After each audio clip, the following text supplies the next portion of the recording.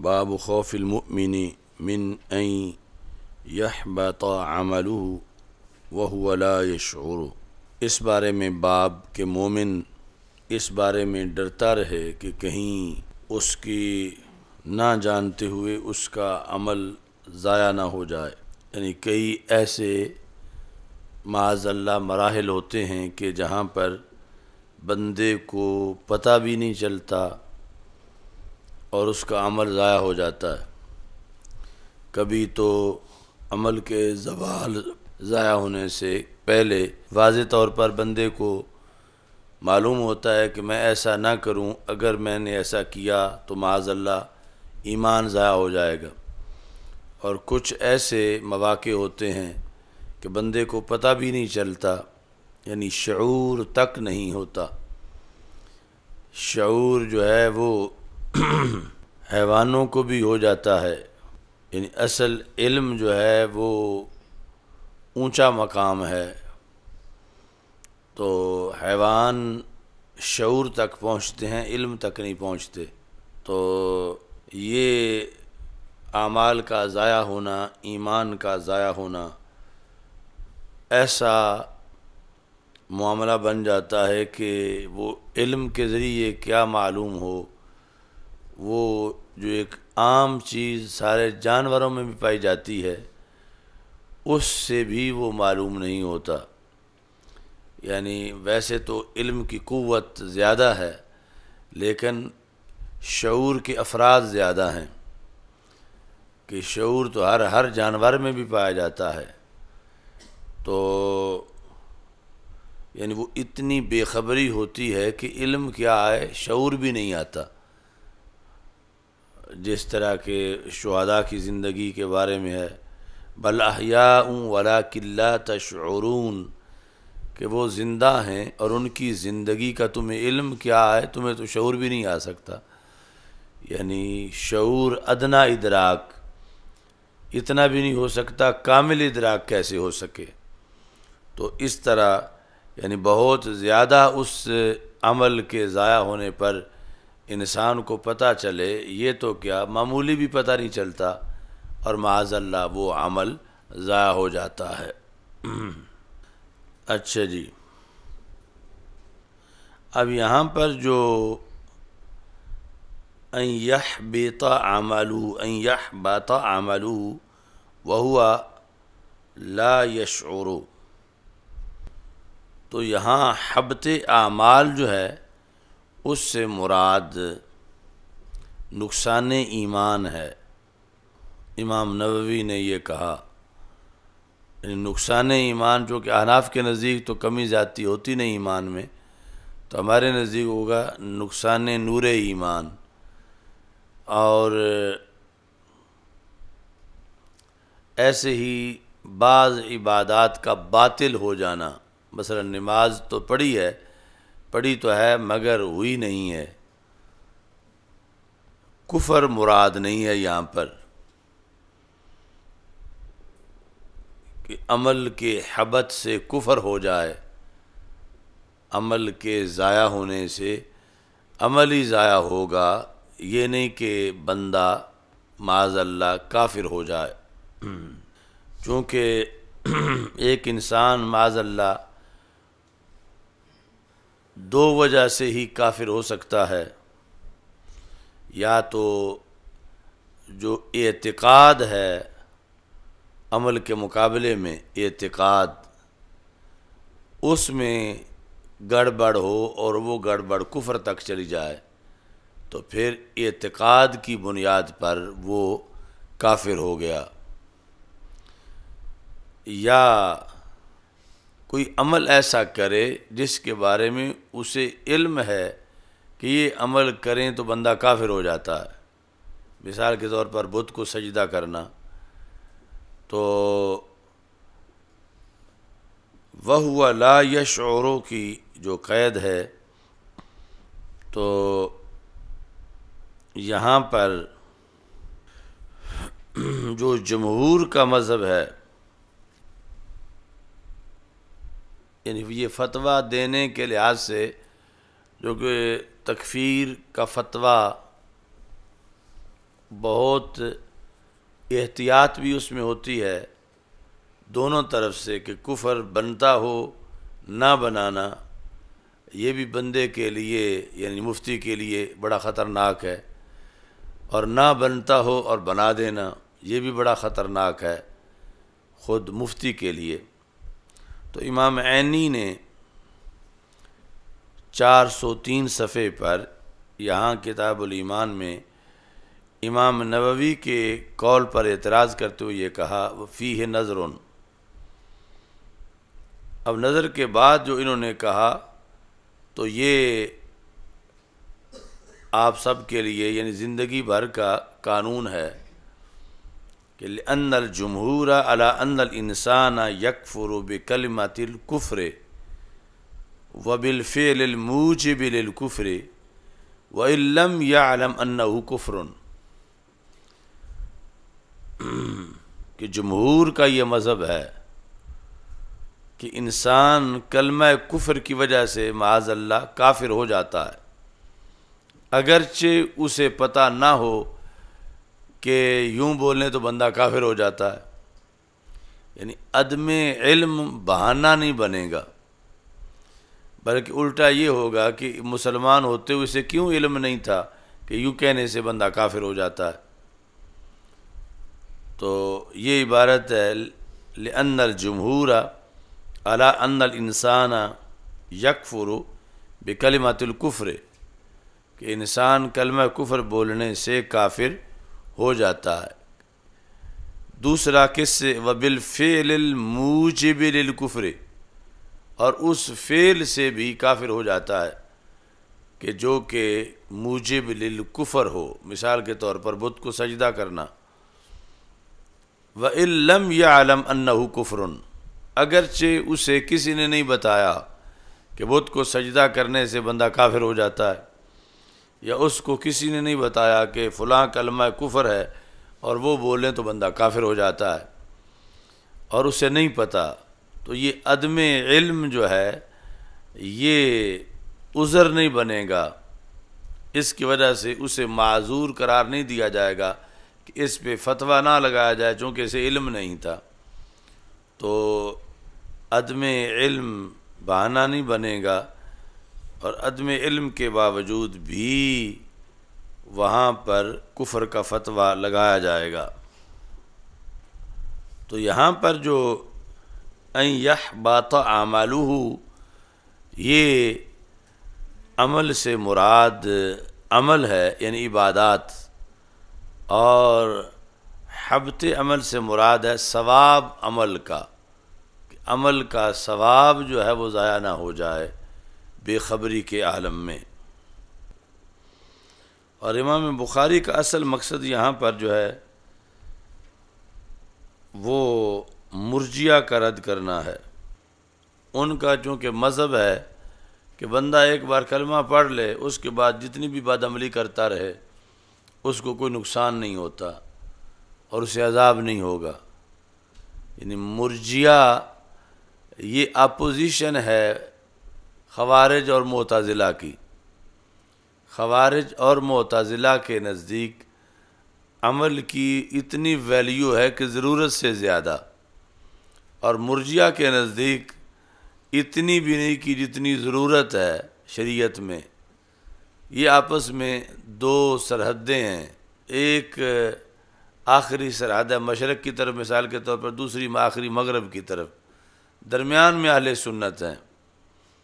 کہ جو عمل کو ضروری سمجھتے ہیں لیکن عین ایمان کی جز اس کو نہیں بناتے، ایمان منجی کی جز نہیں بناتے بلکہ امام مجلی کی ایمان مجلی کی جز اس کو بناتے ہیں، جس طرح تمہید میں پہلے بتایا۔ اور معتزلہ کے نزدیک یوں جز ہے کہ جز کی نفی سے کل کی نفی ہوگی تو مومن نہیں رہے گا اگرچہ کافر بھی نہیں بنے گا۔ خوارج کے نزدیک مومن نہیں رہے گا کافر بن جائے گا، اور ان کے مقابلے میں ہے مرجیہ۔ تو مرجیہ جو ہیں ان کے نزدیک جو ہے وہ عمل کی کوئی ویلیو نہیں ہے، جبکہ ہمارے نزدیک ویلیو بہت ہے، صرف نفس ایمان کی یہ جز نہیں ہے۔ معتزلہ کے نزدیک اس کی وجہ سے بندہ ایمان سے محروم ہو جاتا ہے، اور مرجئہ کہتے ہیں کہ لا تضر الذنوب مع الایمان، ایمان ہوتے ہوئے گناہ نقصان ہی نہیں دیتے،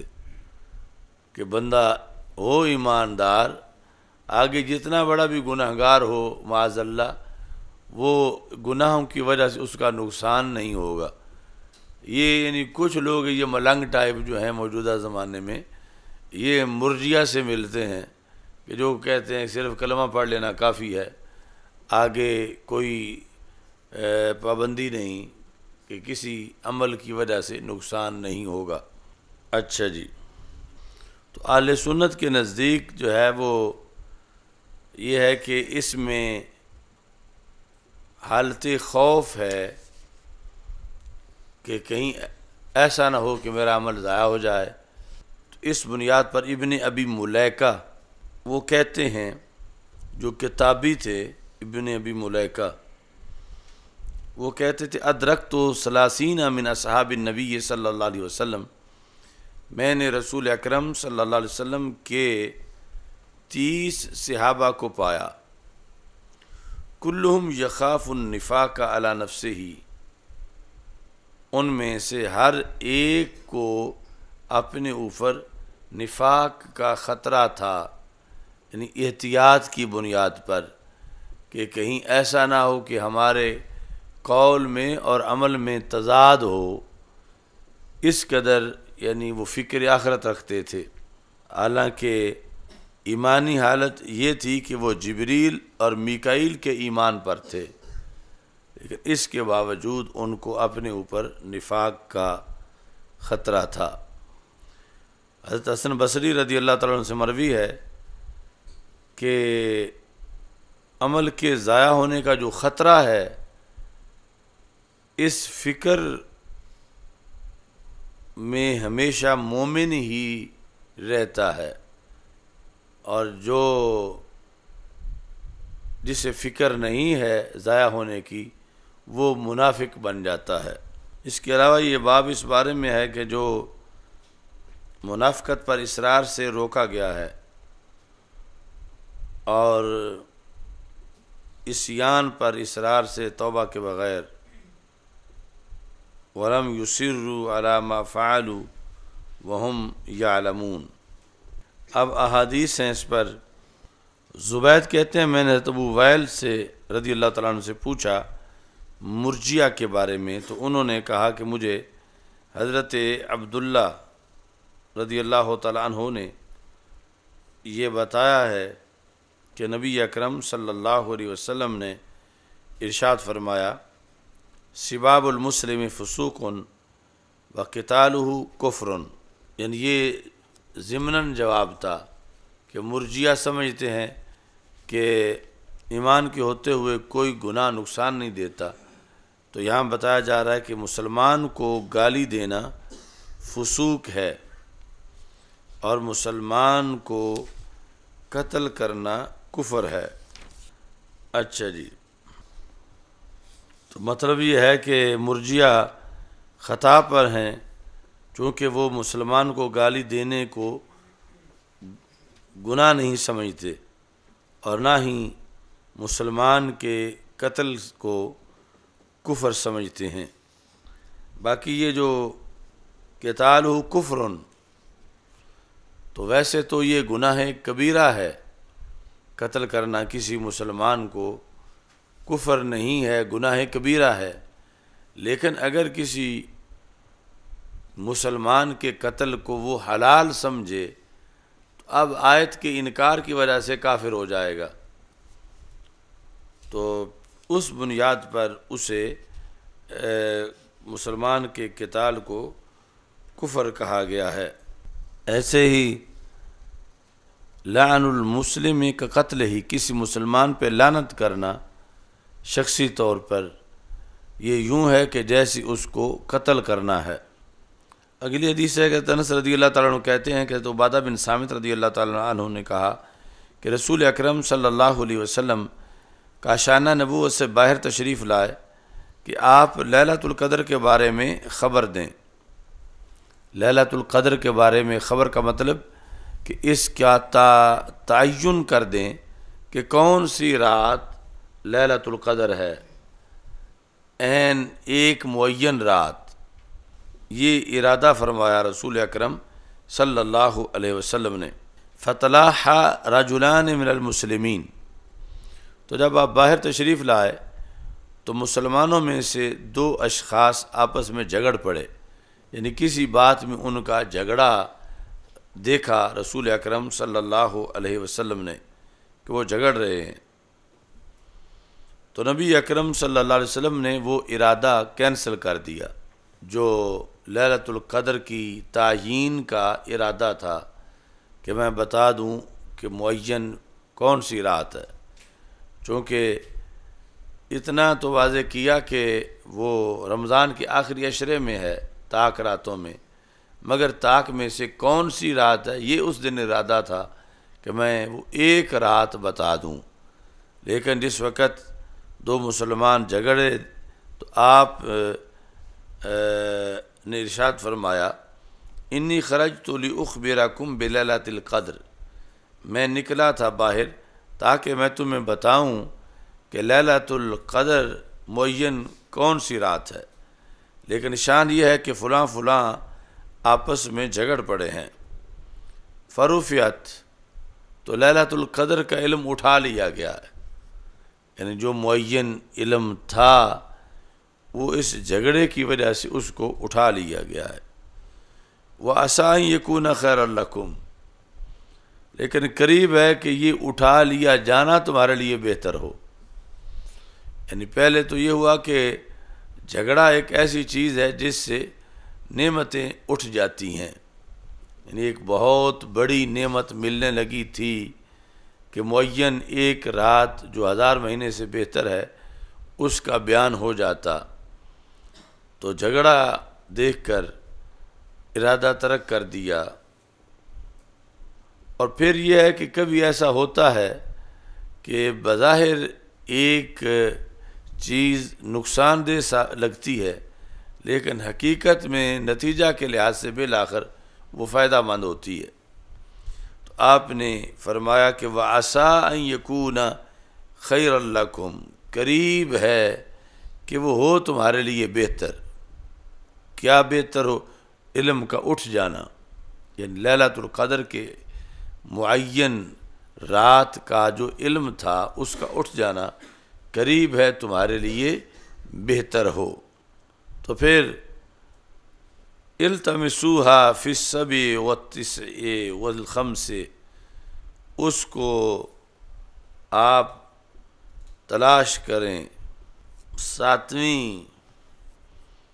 رات میں، آخری عشرہ کے اندر، یا 9ویں رات میں، یا 5ویں رات میں۔ تو یہ بہتر کس طرح ہوا؟ اگر معین ہوتا تو پھر امت میں اکثر لوگوں نے اسی پر ہی بھروسہ کر جانا تھا کہ ایک رات جو ہے وہ بندگی کریں، باقی 1000 سال کا ثواب تو مل جانا ہے، تو باقی راتوں کے اندر بندگی کا شوق ختم ہو جاتا۔ تو اس بنیاد پر اٹھنا بھی بہتر ہی ثابت ہوا تھا کہ باقی راتوں کے اندر بھی یہ اس کو تلاش کریں۔ اس طرح ثابت ہوا کہ ایک فعل ذو جہتین ہو سکتا ہے، یعنی ایک لحاظ سے اچھا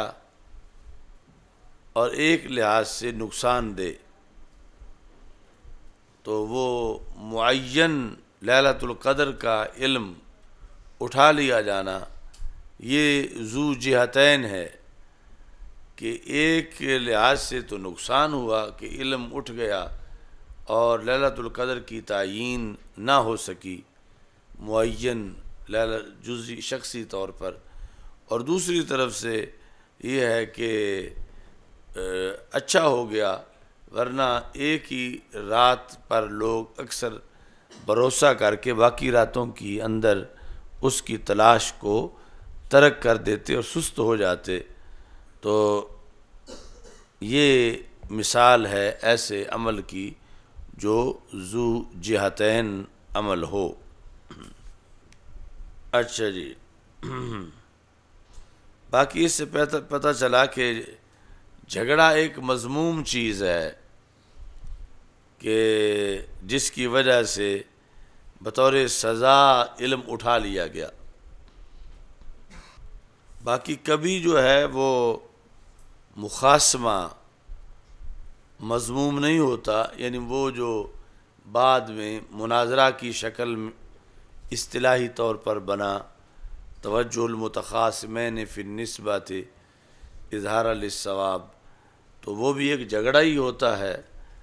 لیکن یہ جو مذمت کی گئی تو اس کا سبب یہ تھا کہ وہ وقت جو مخصوص ذکر کے لیے تھا اس کے اندر وہ ان کا آپس میں مخاصمہ رسول پاک صلی اللہ علیہ وسلم نے جب دیکھا تو اس کو ناپسند کیا، اور اس کی وجہ سے پھر وہ علم لیلۃ القدر کے تعین کا اٹھ گیا۔ آگے ہے باب سوال جبریل النبی صلی اللہ علیہ وسلم عن الایمان والاسلام والاحسان۔ باب سوال جبریل، جبریل کا سوال کرنا، چونکہ جبریل مضاف الیہ ہے لیکن غیر منصرف ہے، جبریل کا سوال کرنا۔ آگے النبی صلی اللہ علیہ وسلم، یہ سوال کا مفعول بھی ہے، جبریل کا سوال کرنا نبی اکرم صلی اللہ علیہ وسلم سے ایمان، اسلام اور احسان کے بارے میں اور قیامت کے علم کے بارے میں، اور نبی اکرم صلی اللہ علیہ وسلم کا اس کے لیے بیان کرنا۔ اور پھر رسول پاک صلی اللہ علیہ وسلم کا یہ ارشاد فرمانا، جا جبریل علیہ السلام یعلمکم دینکم، یہ تمہیں تمہارا دین سکھانے آئے تھے۔ فجعل ذلک کلہ دینا، تو یہ جتنی چیزیں تھیں، ایمان، اسلام، احسان، علم الساعہ، ان سب کو رسول پاک صلی اللہ علیہ وسلم نے دین قرار دیا۔ اور یہ باب اس کے علاوہ ہے کہ جو رسول اکرم صلی اللہ علیہ وسلم نے وفد عبد القیس کے لیے ایمان کے امور بیان کیے، اور اس آیت کے بارے میں بھی ہے وَمَن يَبْتَغِ غَيْرَ الْإِسْلَامِ دِينًا فَلَن يُقْبَلَ مِنْهُ، جو اسلام کے علاوہ دین ڈھونڈے تو وہ دین اس سے قبول نہیں کیا جائے گا۔ حضرت ابو زرعہ، زا کے ضمہ کے ساتھ، اصل نام ان کا حرم بن عمر ہے، وہ حضرت ابو ہریرہ رضی اللہ تعالیٰ عنہ سے روایت کرتے ہیں کہ نبی اکرم صلی اللہ علیہ وسلم ایک دن لوگوں کے لیے ظاہر بیٹھے ہوئے تھے۔ ظاہر بیٹھے ہوئے تھے کا مطلب یہ ہے کہ ایسی جگہ پہ تشریف فرما تھے جہاں آگے آنے کے لیے اجازت مانگنے کی ضرورت نہیں تھی۔ یعنی ویسے تو رسول پاک صلی اللہ علیہ وسلم اگر کسی حویلی میں بیٹھے ہوئے ہیں تو جس نے بھی باہر سے آنا ہے تو آ کے اجازت مانگنی ہے کہ میں ملنا چاہتا ہوں، تو وہ اس طرح کی کوئی حویلی نہیں تھی، کھلی جگہ میں رسول اکرم صلی اللہ علیہ وسلم کا بیٹھ جانا گویا کہ یہ بیٹھنا ہی سب کے لیے اجازت تھا کہ جو چاہے آ کے مل سکتا ہے۔ تو اس طرح رسول اکرم صلی اللہ علیہ وسلم بالکل سامنے واضح بیٹھے ہوئے تھے کہ جبریل علیہ السلام آ گئے، یعنی اس وقت آنے کے لحاظ سے اگرچہ لوگوں کو پتہ نہیں تھا کہ یہ جبریل ہیں، لیکن حقیقت میں وہ جبریل ہی تھے تو وہ جو بعد میں لوگوں کو پتہ چلا، راوی نے پہلے ہی اس سے تعبیر کر دیا کہ وہ جبریل علیہ السلام تھے۔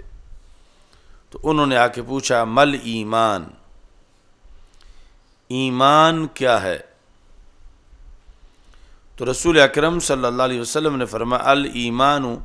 ان تؤمن باللہ و ملائکتہ، کہ تم اللہ پر ایمان لاؤ اور اللہ کے فرشتوں پر، و بلقائہ، اور اللہ سے ملاقات پر، و رسلہ، اور اللہ تعالیٰ کے رسولوں پر، و تؤمن بالبعث، اور تم بعث بعد الموت پر ایمان لاؤ۔ اچھا جی، مل ایمان، تو ماں سے جو سوال ہوتا ہے وہ کسی چیز کی حقیقت کے بارے میں ہوتا ہے، تو یہ حقیقت ایمان کا سوال تھا۔ پھر سوال پیدا ہوتا ہے کہ معرف اور معرف ایک ہی چیز ہے، تو یہ پھر تعریف الشیء لنفسہ ہی لازم آئے گی، چونکہ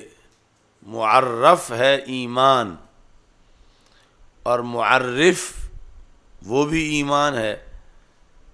کس طرح کہ الایمان ان تؤمن، تو الایمان مبتدا ہے اور ان تؤمن اس کی خبر ہے، اور الایمان معرف ہے، جس طرح کہ الکلمات لفظ وضع لمعنی مفرد، تو الکلمہ مبتدا ہے، معرف ہے، آگے اس کی تعریف ہے، تو یہاں الایمان معرف ہے، آگے اس کی تعریف ہے، تو جو معرف ہے وہی تعریف ہے، تو یہ تعریف الشیء لنفسہ ہی لازم آتا ہے، یہ درست نہیں ہے۔ اس کا جواب یہ ہے کہ الایمان میں جو الایمان ہے وہ ایمان اصطلاحی ہے، اور ان تؤمن کے اندر جو ایمان ہے یہ ایمان لغوی ہے، تو اس واسطے معرف اور معرف میں فرق ہے۔ معرف جو ہے وہ ایمان اصطلاحی ہے، اور معرف یعنی تعریف جو ہے یہ ایمان لغوی ہے۔ اس نے پھر پوچھا مل اسلام، تو جواب ہے الاسلام ان تعبد اللہ ولا تشرک بہ، اسلام یہ ہے کہ تم اللہ کی عبادت کرو اور اللہ کے ساتھ کسی کو شریک نہ ٹھہراؤ، اور نماز قائم کرو، اور زکوٰۃ جو فرض ہے وہ ادا کرو، اور رمضان کے روزے رکھو۔ تیسرا سوال مل احسان، احسان کی حقیقت کیا ہے؟ تو رسول پاک صلی اللہ علیہ وسلم نے ارشاد فرمایا ان تعبد اللہ کأنک تراہ، یہ کہ تم اللہ کی عبادت کرو گویا کہ تم اسے دیکھ رہے ہو، فإن لم تکن تراہ، اور اگر تم اسے نہیں دیکھ رہے، فإنہ یراک، وہ یقیناً تجھے دیکھ رہا ہے۔ تو پہلا حصہ جو ہے ان تعبد اللہ کأنک تراہ، تو مطلب یہ ہے کہ کأنہ نے یہ واضح کر دیا کہ یہ ایک تم نے تصور کرنا ہے کہ گویا کہ تم اسے دیکھ رہے ہو، چونکہ دنیا کے اندر جاگتے ہوئے سر کی آنکھوں سے اللہ کا دیدار صرف ایک آنکھ ہی کر سکتی تھی، جو معراج کی رات رسول پاک صلی اللہ علیہ وسلم نے عالم بیداری میں رب کا دیدار کیا، تو اور کسی کے لیے ممکن ہی نہیں ہے۔ تو اس بنیاد پر کأنہ ہے، گویا کہ، یعنی حقیقت میں تو تم نہیں دیکھ رہے، لیکن گویا کہ یہ تصور باندھو کہ تم اللہ کو دیکھ رہے ہو، یہ احسان ہے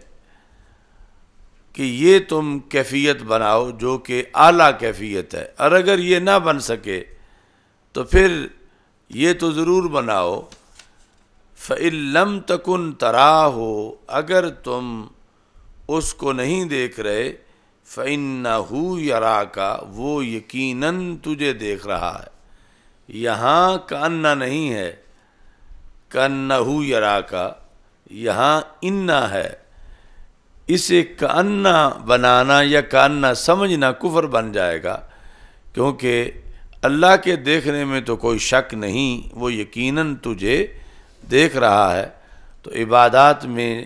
پہلا پہلو ہو تو وہ پہلا نمبر ہے، بڑا درجہ ہے۔ اگر وہ نہ ہو تو کم از کم یہ تو ضرور ہو کہ اللہ بندے کو دیکھ رہا ہے،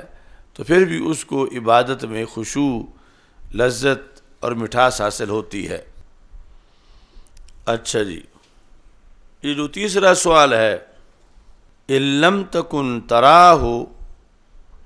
فَإِنَّهُ يَرَاكَ، یعنی اس میں جو صحیح ترکیب ہے وہ یہ ہے کہ إِن لَمْ تَكُنْ تَرَاهُ یہاں تک شرط ہے، فَإِنَّهُ يَرَاكَ یہ اس کی جزا ہے کہ اگر تم اللہ کو نہیں دیکھ رہے تو وہ تو یقیناً تجھے دیکھ رہا ہے۔ الکوثر الجاری میں انہوں نے لکھا کہ وَعِنْدَ بَعْضِ الْعَارِفِينَ أَنَّ جواب الشرط ہوا تَرَاهُ، کہ یہ جو إِن لَمْ تَكُنْ تَرَاهُ ہم نے پورا جس کو شرط بنایا ہے، بعض عارفین اس شرط، اس پورے جملے کو شرط اور جزا دونوں اسی میں ہی بناتے ہیں۔ إِن لَمْ تَكُنْ تَرَاهُ، اگر تو نہیں رہے گا، یعنی اپنا آپ ختم کر دے گا، اپنی انانیت ختم کر دے گا، تو پھر تو اسے دیکھ لے گا۔ إِن لَمْ تَكُنْ تَرَاهُ، اگر تو نے اپنے اوپر عدم طاری کر لیا، اپنا وجود ختم کر لیا، اپنی خواہشات کو ختم کر لیا، تو پھر تو اسے دیکھ لے گا۔ یہ بعض عارفین نے اس کا یہ مطلب بیان کیا، اور شرط جو ہے اس کے اندر سے ہی اس کی جزا بنائی کہ اگر تو نہ رہا خود تو پھر تو اللہ کو دیکھ لے گا۔ اچھا جی، اس کا انہوں نے الکوثر الجاری میں یہاں پہ بخاری کی شرح میں ذکر کیا، وَعِنْدَ بَعْضِ الْعَارِفِينَ أَنَّ جواب الشرط ہوا تَرَاهُ وَالْمَانَى إِن لَمْ تَكُنْ مَوْجُودًا وَفَنِيتَ فِي اللَّهِ، اگر تو اللہ میں فنا ہو جائے، فنا فی اللہ کا مقام تجھے مل جائے، تو نہ رہے، حینئذ تراہ حینئذ، تو پھر تو اللہ کو دیکھ لے گا۔ وما دمت فی حجاب النفس فانت عن ذلک بمعزل، اور اگر تو اپنے نفس کے حجاب میں رہے گا، اپنی انانیت اور مادیت میں، تو پھر تو کبھی اللہ کو نہیں دیکھ سکتا۔ ثم عللہ بقولہ فإنہ یراکا، پھر فإنہ یراکا جو ہے وہ ترکیب میں ما قبل کی علت بنے گا کہ وہ یقیناً تجھے، اس لیے کہ وہ تجھے دیکھ رہا ہے۔ اچھا جی، تو مرکات شرح مشکات میں ملا علی قاری جو ہیں انہوں نے اس کو ذکر کر کے رد کیا ہے، إن لم تکن تراہ فإنہ یراکا، یعنی اس چیز کو انہوں نے رد کیا ہے کہ تراہ کو شرط کی جزا نہیں بنا سکتے۔ إن لم تکن تراہ اس طرح نہیں ہے، بلکہ إن لم تکن تراہ فإنہ یراکا، کہ یہ شرط کے اندر ہی اگر جزا بنا دیں تو ترکیب میں فإنہ یراکا پھر کیا بنے گا کہ وہ حقیقت میں جو جزا ہے وہ پھر درمیان میں اس کا ترکیبی مقام ختم ہو جائے گا، لیکن انہوں نے اس کو پھر تعلیل بنایا ہے فإنہ یراکا، کہ جزا تو إن لم تکن تراہ جزا بن جائے گی، لیکن آگے فإنہ یراکا یہ اس ماقبل والے دعوے کی دلیل بن جائے گی۔ بہرحال ملا علی قاری نے یہ جو صوفیاء کی تشریح ہے اس کو اس مقام پر رد کیا ہے کہ اس طرح نہیں چاہیے، بلکہ شرط یہاں تک ہے تراہو تک، اور آگے فَإِنَّهُ يَرَاكَ یہ اس کی جزا ہے۔ آگے سائل نے پوچھا مَتَى السَّاعَةُ، قیامت کب آئے گی؟ تو رسول اکرم صلی اللہ علیہ وسلم نے فرمایا کہ مل مسئول عنہا بعلم من السائل، قیامت کے بارے میں جس سے سوال کیا جا رہا ہے وہ سائل سے عالم نہیں ہے، وہ سائل سے عالم نہیں ہے۔ اچھا جی، تو اس پر بھی پھر تفصیل ہے کہ اس کی ایک تشریح تو کل بیان کریں گے، تو دوسری جو ہے وہ یہ ہے کہ جب کوئی کسی مقید پر نفی آئے تو نفی راجع قید کی طرف ہوتی ہے، نفی راجع قید کی طرف ہوتی ہے۔ مثال کے طور پر کوئی کہے کہ کلاس میں کوئی پی ایچ ڈی طالب علم نہیں ہے، تو اب طالب علم کے ساتھ قید ہے پی ایچ ڈی ہونے کی، تو نہیں ہے کا تعلق اس قید کے ساتھ ہوگا نہ کہ مقید کے ساتھ ہوگا۔ یعنی یہ مطلب نہیں ہے کہ کلاس میں کوئی طالب علم ہے ہی نہیں، مطلب یہ ہوگا طالب علم تو ہے مگر پی ایچ ڈی طالب علم نہیں ہے۔ ایسے ہی کہا جائے کلاس میں کوئی حافظ طالب علم نہیں ہے، تو اب حافظ ہونا یہ قید ہے، طالب علم مقید ہے، تو اوپر آیا ہوا ہے نہیں، تو جب مقید پر نفی آئے تو نفی راجع ہوتی ہے قید کی طرف نہ کہ مقید کی طرف۔ تو اب یہ مطلب ہوگا کہ کلاس میں طالب علم تو موجود ہیں مگر کوئی حافظ طالب علم نہیں ہے۔ تو یہاں پر رسول پاک صلی اللہ علیہ وسلم نے فرمایا کہ مسئول جو ہے وہ سائل سے عالم نہیں اس موضوع میں، علم قیامت کے لحاظ سے۔ تو سائل ہیں جبریل علیہ السلام اور مسئول ہیں رسول اکرم صلی اللہ علیہ وسلم۔ تو اب یہاں پر نفی راجع ہوگی قید کی طرف، وہ ہے عالمیت نہ کہ عالمیت، یعنی عالم ہونا یہ مقید ہے، عالم ہونا یہ قید ہے کہ مسئول جو ہے وہ سائل سے زیادہ علم نہیں رکھتا،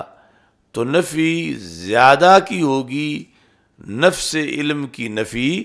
نہیں ہوگی۔ تو یہ یعنی حدیث جو ہے وہ دیوبندی وہابی اس موقف پر پیش کرتے ہیں کہ رسول پاک صلی اللہ علیہ وسلم کو معاذ اللہ علم قیامت نہیں تھا، تو ان کی دلیل نہیں بنتی، چونکہ اگر نفی مقید کی ہوتی تو پھر ان کا موقف ثابت ہوتا۔ تو یہاں نفی قید کی ہے، نفی مقید کی نہیں ہے۔ عالم ہونے کی نفی نہیں ہے اور جھگڑا عالم ہونے میں ہے، یعنی رسول پاک صلی اللہ علیہ وسلم کو قیامت کا علم ہے یا نہیں، جھگڑا اس میں ہے دیوبندیوں وہابیوں کا ہم سے، ہم قائل ہیں اور وہ نفی کرتے ہیں۔ اور یہ جو حدیث ہے اس کے اندر جو نفی ہے وہ عالم ہونے کی نفی بلکہ عالم ہونے کی نفی ہے۔ تو عالم ہونے کے لحاظ سے تو جھگڑا ہی نہیں، جھگڑا جس لحاظ سے ہے اس لحاظ سے یہ ان کی دلیل نہیں بنتی، چونکہ رسول پاک صلی اللہ علیہ وسلم نے فرمایا کہ مسئول سائل سے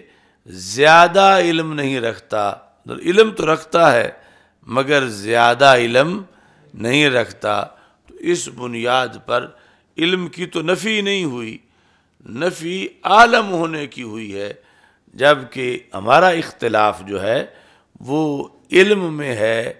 عالمیت میں نہیں ہے۔ علم کے اندر اختلاف ہے کہ علم ہے یا علم نہیں ہے۔ تو اس بنیاد پر یعنی اس حدیث سے مخالفین اپنے موقف کا استدلال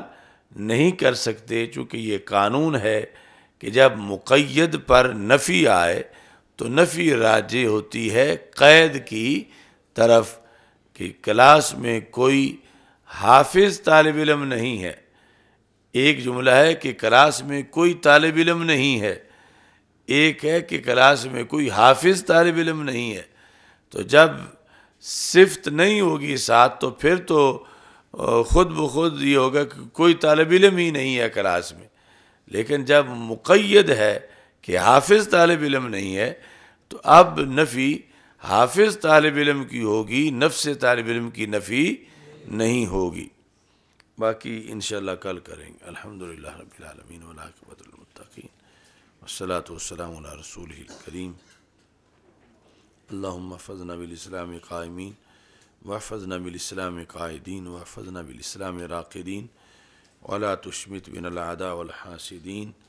اللہم بارک لنا فی الامور کلہا، اللہم اغفر لنجیب اللہ واجعل قبرہ روضۃ من ریاض الجنہ۔ اللہم انا نعوذ بک من الفتن ونعوذ بک من جب الحزن